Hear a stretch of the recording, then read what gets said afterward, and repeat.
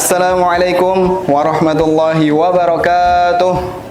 Nahmaduhu wa nusalli wa nusallimu ala rasulihil karim wa ala alihi wa sahbihi ajma'in, amma ba'du.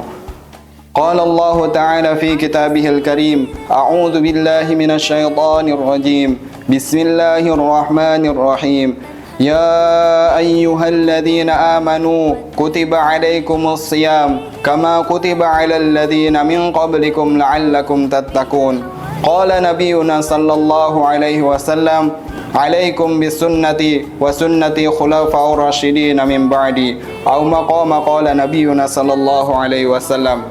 Hadirin pemirsa yang dirahmati Allah Subhanahu wa taala, bersyukur kita kepada Allah Subhanahu wa taala bahwasanya Allah Subhanahu wa taala menciptakan kita sebaik-baik ciptaan Allah Subhanahu wa taala.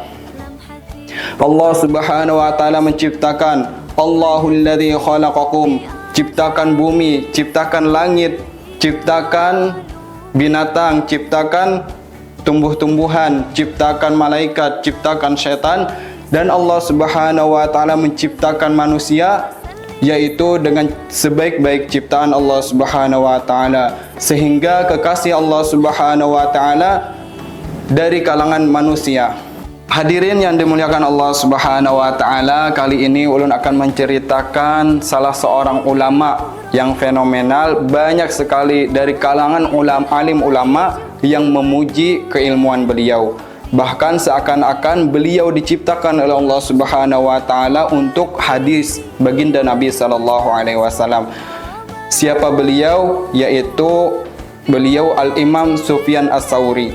Beliau dilahirkan di kota Kufah, Irak pada tahun 97 Hijriah, dan beliau diwafatkan di kota Basrah, Irak pada tahun 161 Hijriah. Hadirin pemirsa yang dirahmati Allah Subhanahu wa taala, beliau dikenal dengan keilmuannya oleh para alim ulama, sehingga beliau termasuk di mazhab pada zaman dahulu. Pada zaman dulu ada 6 mazhab, yaitu Ats-Tsauri, kemudian Auza'i, Hanafi, Maliki, Syafi'i, dan Hambali. Seiring dengan berlalunya zaman, maka 2 mazhab ini tertelan oleh zaman, yaitu mazhab Ats-Tsauri dan mazhab Auza'i. Tertinggal mazhab Hanafi, Maliki, Syafi'i, dan Hambali. Hadirin yang dimuliakan Allah Subhanahu wa taala, sedikit cerita tentang beliau. Beliau bercerita, beliau pernah bertemu dengan salah seorang dari penduduk Mekah. Beliau bercerita, beliau pernah berdiam atau bertempat tinggal di Mekah selama 3 tahun. Selama beliau di Mekah, beliau menemui salah seorang penduduk Mekah yang senantiasa beribadah di Mekah. Beliau tawaf, kemudian beribadah. Setelah beribadah, beliau menemui Al-Imam Sufyan Ats-Tsauri, kemudian mengucapkan salam. Begitu terus menerus, sehingga sampai-sampai Al-Imam Sufyan Ats-Tsauri ini penasaran dan senang kepada penduduk kota Mekah tersebut. Kemudian Al-Imam mendatangi salah seorang penduduk Mekah tersebut. Singkat cerita, salah seorang penduduk Mekah tersebut pun didatangi oleh Al-Imam Sufyan Ats-Tsauri. Dan beliau, penduduk Mekah tersebut, berpesan kepada Al-Imam Sufyan Ats-Tsauri bahwasanya apabila beliau meninggal, nanti beliau meminta kepada Al-Imam Sufyan Ats-Tsauri untuk memandikan jenazah beliau, kemudian mensalatkan dan menguburkan, serta pada malam harinya beliau meminta kepada Al-Imam untuk senantiasa mentalkinkan tauhid kepada beliau. Pemirsa yang dirahmati Allah Subhanahu wa taala, dengan permintaan salah seorang dari penduduk Mekah tersebut, Al-Imam Sufyan Ats-Tsauri menyanggupinya.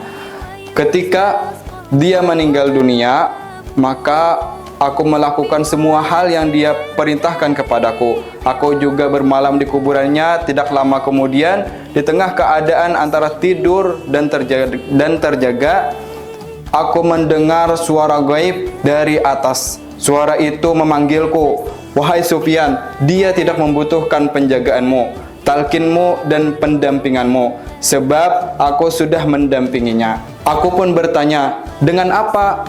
Suara itu menjawab, dengan puasanya pada bulan Ramadan dan 6 hari di bulan Syawal.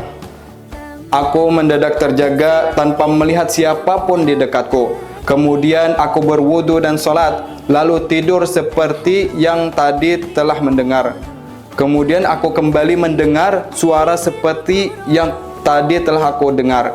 Demikian kejadian itu berulang sampai 3 kali. Akhirnya aku tahu bahwa suara itu berasal dari Yang Maha Pengasih, bukan dari setan.